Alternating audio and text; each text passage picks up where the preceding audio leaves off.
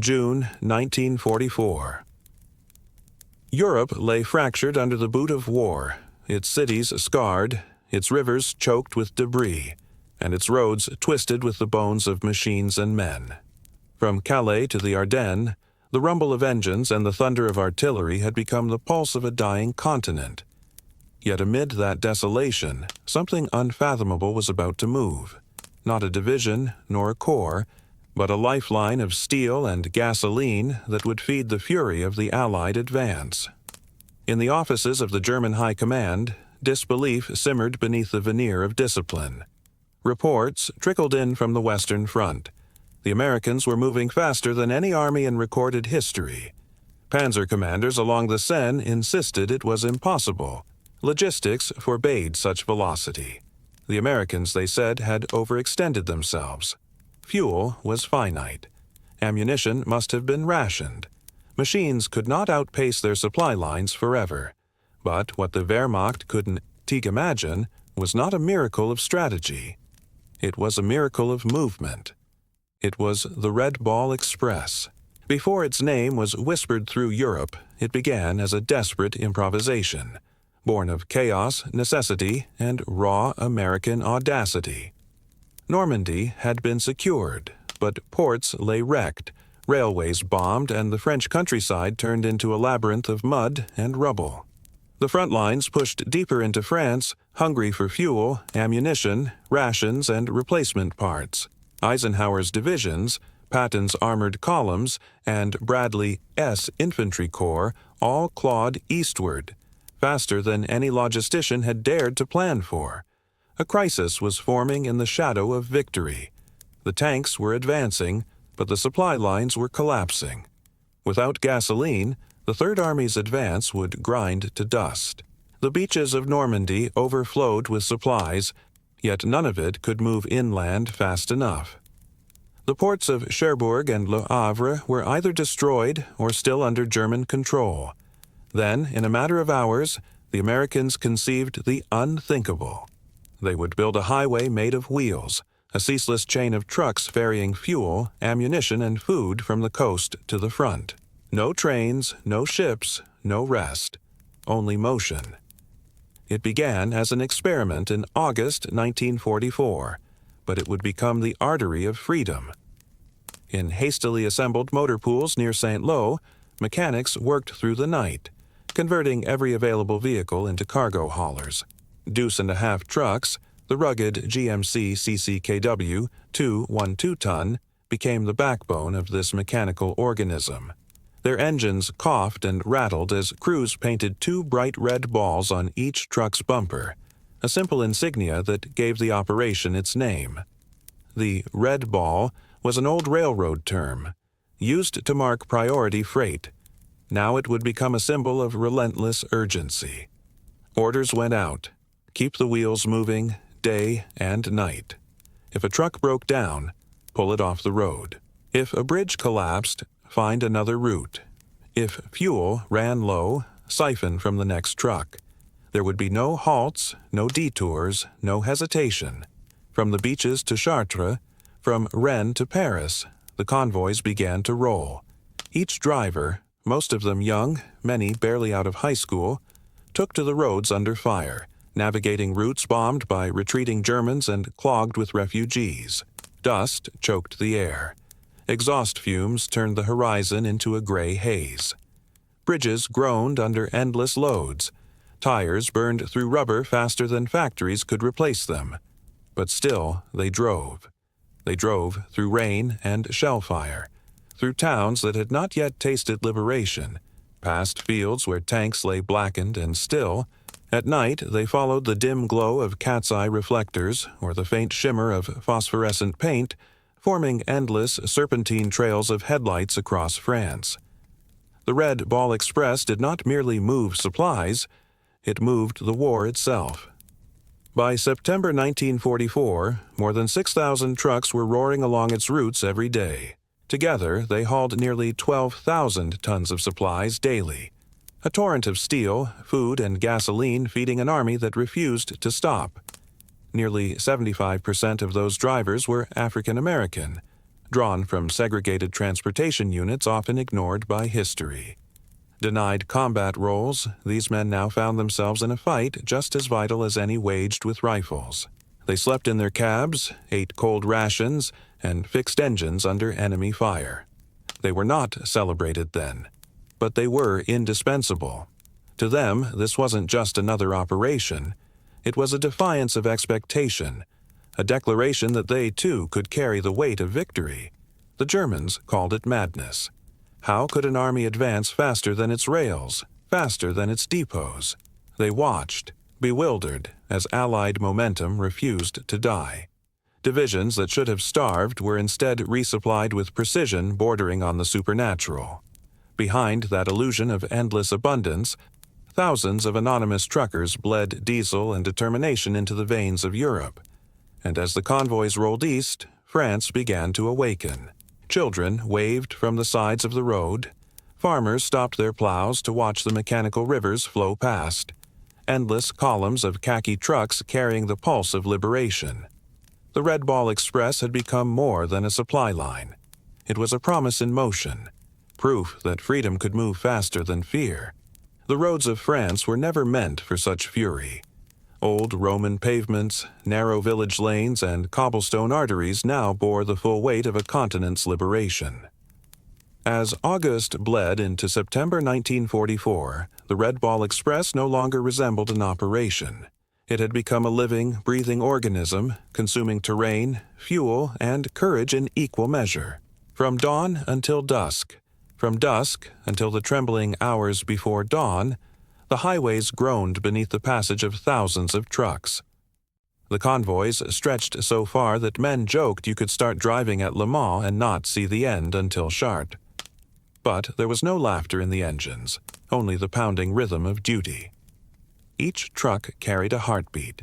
Each gallon of gasoline meant another tank could move, another bomber could take off, another city could be freed before the enemy could fortify it again.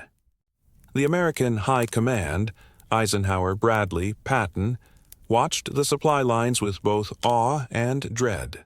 The very success of the Red Ball Express was a double-edged sword. For every mile gained on the front, the lifeline behind had to stretch thinner, over roads bombed, bridged, and burned. At first, two main routes defined the system, one northbound for empty trucks returning to the depots near St. Lo, and one southbound for loaded convoys heading toward the front. Military police guarded intersections day and night, directing the endless columns with illuminated batons. The rule was sacred. Once you joined the Red Ball route, you did not stop. Any vehicle that stalled was pushed aside and cannibalized for parts. The roadside became a graveyard of twisted metal, steaming radiators, and shredded tires. Mechanics labored in makeshift pits by torchlight, while drivers stripped spare parts from wrecked vehicles like surgeons harvesting lifeblood. The road itself became a sound.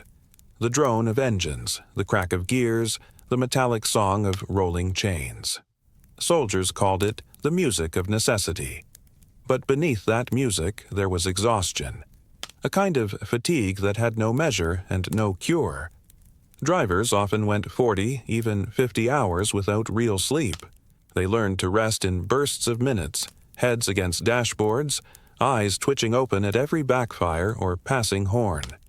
Fuel cans rattled behind them, weapons stacked beside seats, mud and rain turning every journey into a test of will. Many of the men behind those wheels were teenagers. Others had come from small towns across America. Factory workers, farmers, bus drivers, now thrust into a logistical inferno. They did not wear medals, nor did they seek them. But every mile they conquered fed the momentum of an army that refused to pause. Among them, a silent brotherhood formed. Drivers called themselves truck jockeys. They lived by rules unwritten but iron-bound. Never abandon another truck on the road, never lose your load, and above all, never break the chain. In that chain, one link stood out: the black drivers of the 449th, 514th, and 82nd Quartermaster Truck Companies, segregated in uniform, united in endurance. Many faced discrimination even within their own ranks, yet on the road, race blurred beneath the grime of diesel and sweat. The front didn't care about color, it cared about speed. These men carried ammunition that could detonate with a single spark, gasoline that could ignite at a glance, and food that kept the Allied war machine alive. They dodged ambushes, artillery fire, and the sharp edges of fatigue that dulled reflexes and turned seconds into death. Yet they kept driving. Through rain, through night, through fear. The Red Ball Express consumed everything in its path: rubber, engines, and men. Maintenance crews worked in assembly line precision to keep the trucks breathing. Tires were so scarce that some were patched 15 times before being replaced. Mechanics called it resurrecting ghosts. The French countryside bore the marks of this unending movement. Where once there had been quiet lanes and hedgerows, there were now deep grooves carved into the earth by relentless wheels. Villagers woke to the thunder of engines and slept to the echo of fading convoys. Children ran alongside the trucks, shouting "chocolate," as soldiers tossed them ration bars and gum. Old men raised their hats in salute, women waved from windows with cautious hope. For them, the Red Ball Express was not just the sound of war, it was the sound of deliverance.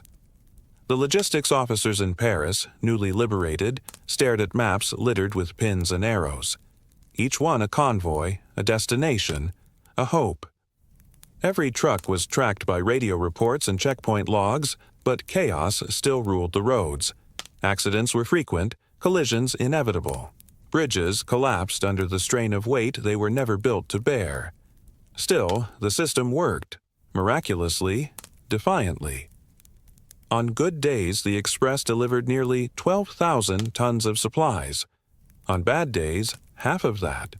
But even at its weakest, it moved faster than any railway could repair itself. It was motion incarnate, and always at the heart of it, the drivers. Their hands calloused on steel wheels, eyes red from exhaust fumes, uniforms stiff with mud and oil. They joked to keep sanity, sang to keep rhythm, and prayed not to be the next truck to flip on a rain-slick bend. Many were lost to accidents or enemy raids, their names buried in footnotes, their deeds absorbed into tonnage reports. But every soldier on the front knew the truth. Without those men, no tank would roll, no rifle would fire, no victory would come. The Red Ball Express had become the greatest gamble of the Allied advance, an experiment in organized chaos that somehow held the line between triumph and collapse. By late September, the roads stretched from Normandy all the way to the borders of Belgium. The convoys had carried more than 400,000 tons of supplies in just 6 weeks. Yet, with every mile conquered, another challenge loomed. The fuel depots were running dry, the trucks were dying faster than they could be repaired, and the autumn rains were beginning to turn France into a mire once more. The miracle was holding, but just barely. And ahead, the front waited, hungry as ever. The Red Ball Express had proven the impossible was possible, but to keep it alive would demand more than courage. It would demand the endurance of a machine made of men. By late September 1944, the Red Ball Express had become both a miracle and a monster. It had devoured the distance between Normandy and the front, but now it began to devour its own strength.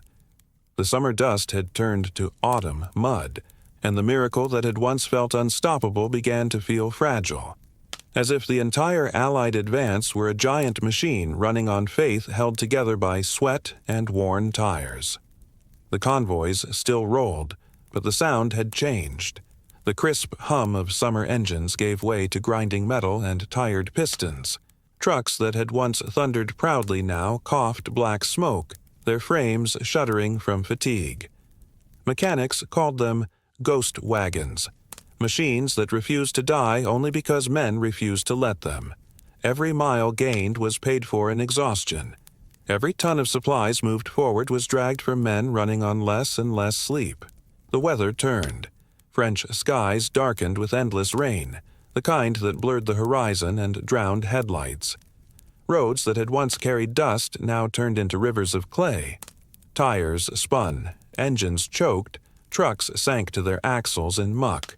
Soldiers shoveled mud with mess tins, cursing the sky that seemed to take sides with the enemy.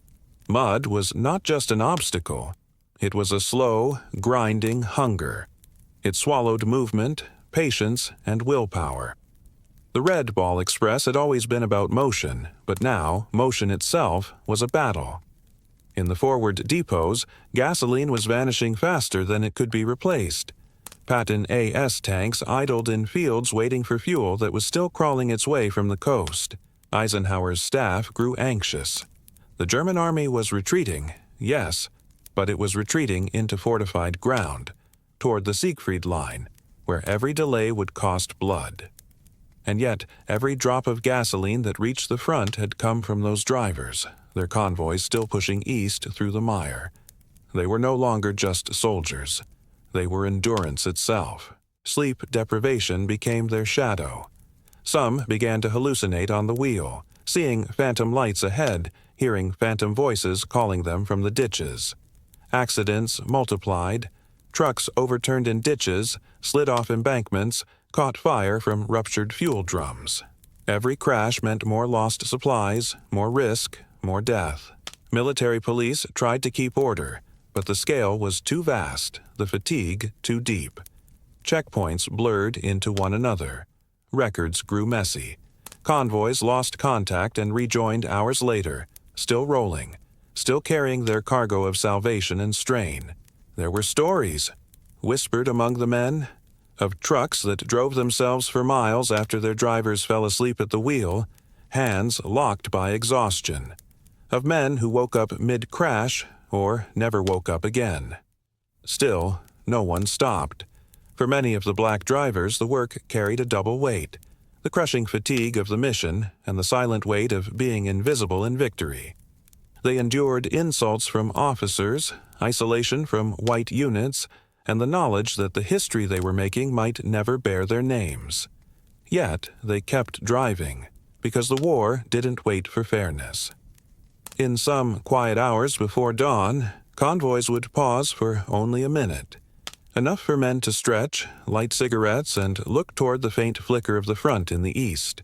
The smell of gasoline hung everywhere, sharp, metallic, omnipresent. They lived in it, breathed it, became part of it. The odor of war was no longer gunpowder, it was fuel. And still the French countryside watched them pass. Slower now, heavier, mud-caked and silent. Villagers waved less, the novelty had worn into routine. Liberation had come, but peace was still far ahead, just like the convoys themselves. Behind the front, the command posts began to whisper of a new problem. Tires, engines, manpower, all were wearing out faster than replacements could arrive. The Army had asked for speed, and the drivers had delivered it beyond imagination. But no organism can run forever at full sprint. Even the land itself began to protest. Bridges gave way under the unending weight. Roads collapsed into sinkholes. Entire stretches of route had to be rebuilt overnight with gravel and scrap timber. Engineers became magicians, conjuring new roads where none existed hours before. Yet for every challenge, the Red Ball Express found a way. A broken axle became a bench vise. A wrecked truck became a parts donor. A soldier's ingenuity replaced what no supply depot could provide. By October, over 75% of the trucks were in need of repairs, and still they ran. Mechanics began marking the sides of vehicles with chalk tallies. Each mark a repair made, each one another day stolen from failure. Then came the cold. Nights grew long, and breath froze on windshields. Frost turned the roads into glass and the mud into jagged ruts that could snap a wheel in half. Blankets were rare, heaters non-existent. Men slept in their cabs wrapped in tarps, shivering beside the fuel they carried. For all its hardships, the Express was still feeding an army. More than 400,000 tons of supplies had reached the front. Patton's tanks rolled again. Eisenhower's lines steadied. The Germans could not understand how. They believed the American fuel crisis must soon end the offensive. But the Americans had something more resilient than fuel. They had will. And that will moved on 4 worn tires through mud, frost, exhaustion, and fear. The Red Ball Express had begun as an improvisation.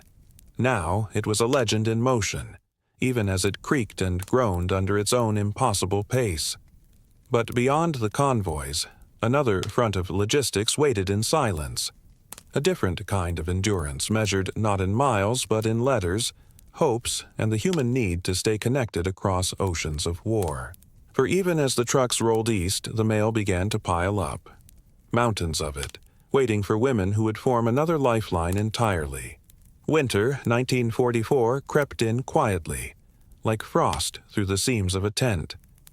The Red Ball Express still roared east, though fewer trucks now survived the punishing miles. The mud hardened into frozen ruts, engines groaned in protest, and the world seemed to turn gray. Sky, road, uniforms, all fading into the color of fatigue. The soldiers on the front kept fighting, but another kind of silence had begun to spread. A silence of waiting. Letters from home stopped coming. Mails that once tied men to their families, sweethearts, children, and small towns had vanished somewhere along the chain of supply. At first, it was just a delay. Then it became a drought. Warehouses in Birmingham, England, and Rouen, France, filled with mountains of undelivered mail, a flood of envelopes and packages that had drowned under the sheer scale of war. Names miswritten, soldiers relocated, units reorganized. Millions of letters stacked to the rafters, each one a pulse of humanity stalled in time. Morale began to suffer. Officers noted it in their reports. Men grow quiet. They think they've been forgotten. But somewhere, in an office where paper met command, another miracle was drafted. Smaller in scale than the Red Ball Express, but equal in courage. In February 1945, 3 months after the Battle of the Bulge, a battalion of 855 black women arrived in Europe. They were the 888th Central Postal Directory Battalion, the first and only all-female, all-black unit deployed overseas during the war. Their mission was simple to state, impossible to execute: clear the entire backlog of undelivered mail in Europe. They called themselves the 6888. The women disembarked into the cold docks of Le Havre, wearing heavy coats and new resolve. Many had never left America before. Some had left families, others factory jobs. All of them had left behind a country that had given them segregation in exchange for service. When they entered the warehouses, they found chaos that defied description. Stacks of mail bags, mountains, not piles, filled the space like dunes of paper and twine. Rats scurried through the drifts. Names were misspelled, addresses outdated.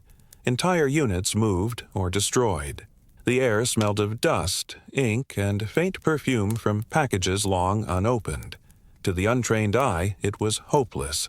To the 6888, it was a challenge worthy of soldiers. They divided the task with military precision. Rotating shifts worked around the clock.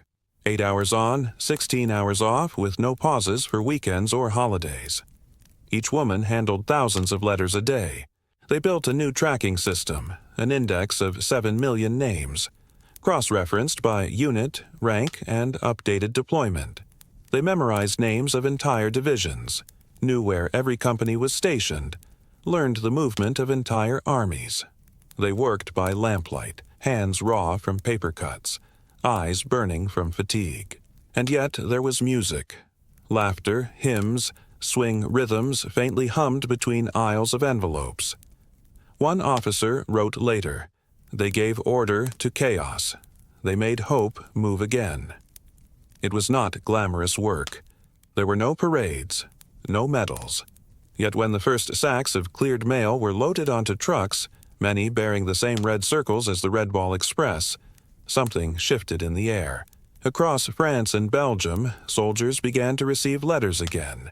Stacks of envelopes reached foxholes and hospitals, mess tents, and command posts.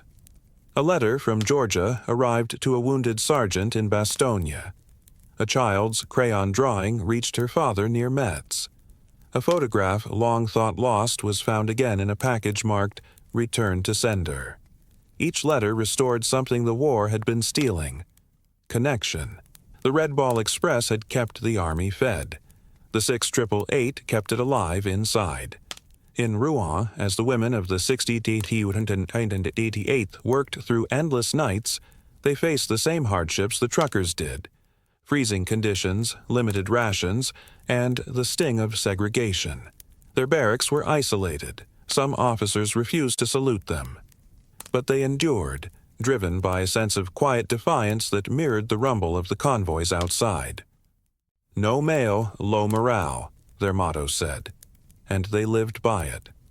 Within 3 months, they cleared the entire backlog that command had estimated would take 6. The numbers defied belief. Millions of letters sorted, cataloged, delivered. The warehouses, once buried under paper, now stood empty, echoing with the sound of victory not in guns, but in voices finally heard again. When their work in Rouen ended, the 6888 moved on. To Paris, then to Birmingham. Wherever they went, they left order behind them. The connection between them and the Red Ball Express was unspoken but profound. Both had taken on the impossible.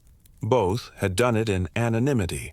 Both were proof that logistics, the unglamorous machinery of war, was where victory truly lived. While the convoys kept moving fuel and ammunition, the 6888 moved something even rarer: the memory of home. In every letter they delivered, there was the sound of a mother's voice, a child's laugh, a lover's prayer whispered across oceans.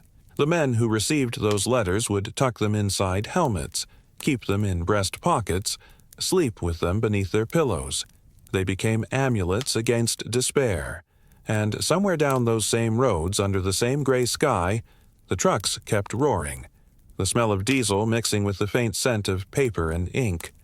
War, for all its machinery, was still made of people, and the Red Ball Express, the 6888, and the millions they served proved that endurance could take many forms: steel, sweat, or the fragile curve of handwriting across a page. By the time spring came to France in 1945, the convoys had thinned. The war was ending.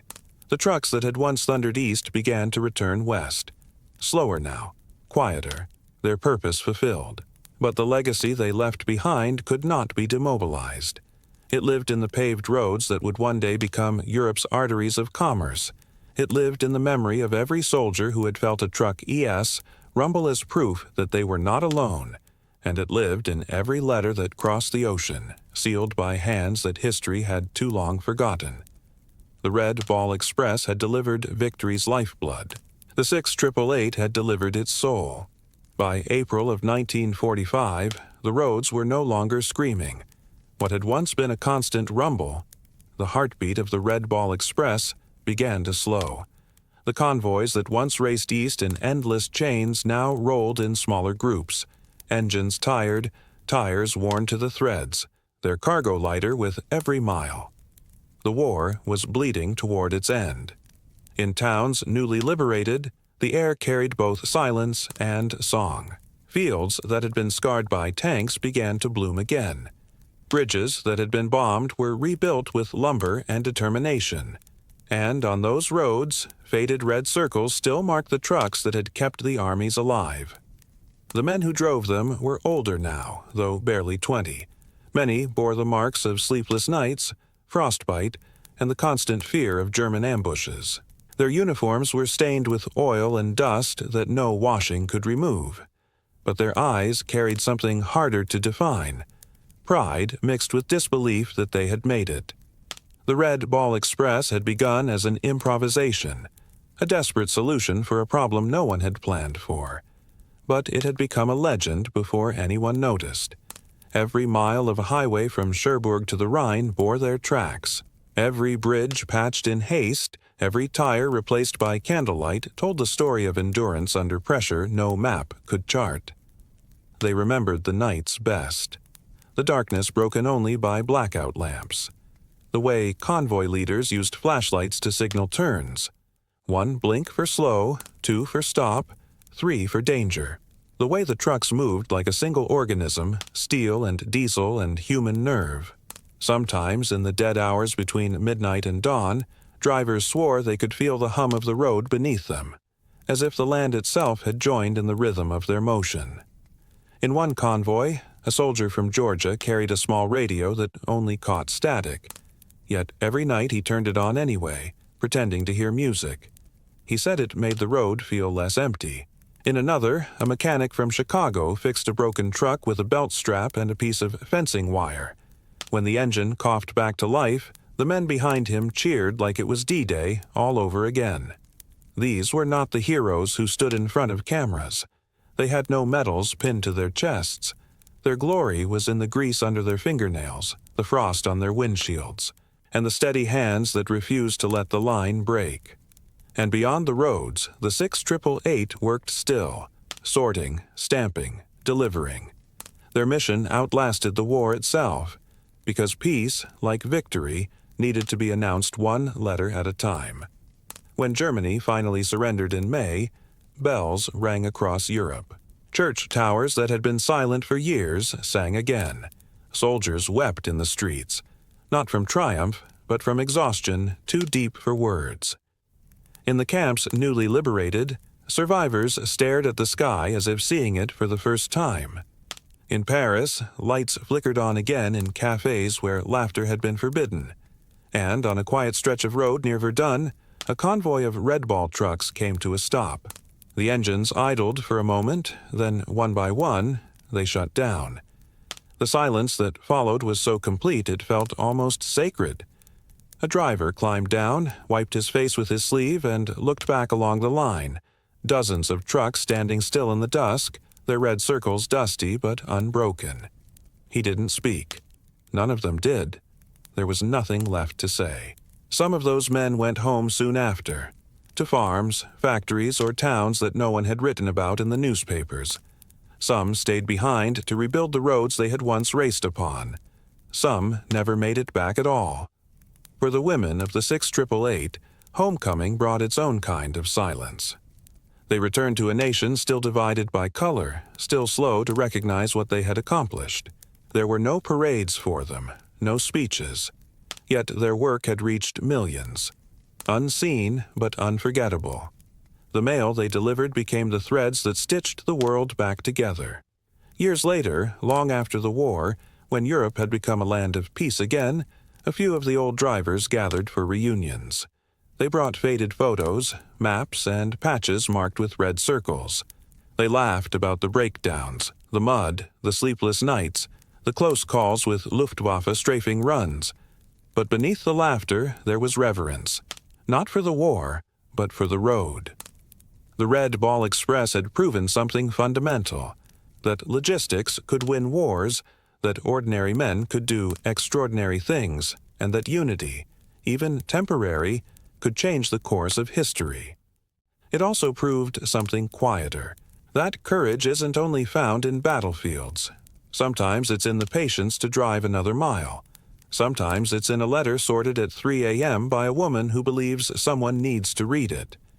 Decades later, when historians began to dig through the archives, the stories of the Red Ball Express and the 6888 re-emerged like photographs found in an attic trunk, faded, fragile, but alive. The numbers remained staggering. Nearly 500,000 tons of fuel, ammunition, and supplies moved by the Express. 17 million letters processed by the 6888.